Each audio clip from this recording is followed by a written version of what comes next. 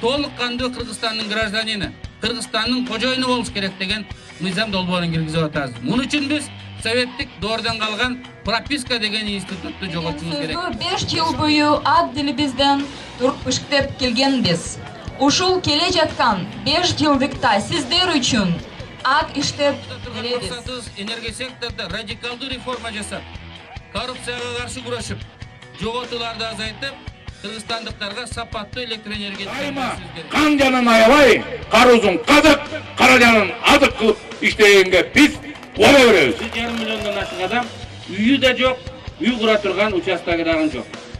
Ошондуктан биз 20 жылдык турак жай программасын мамлекет иштеп чыгыш керек.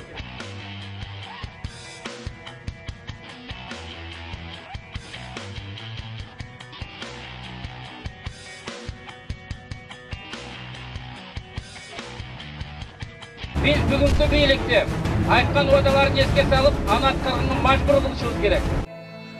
Айдалып силер менен айдоо деле, чайыбыз силер менен кайноо деле, мигранттар тышта жүргөн кечиргиле, биз силерди эстейбиз шайлоо деле. Атамекен партиясы коркуп качып кете турган партия эмес, биз качыра турган партия.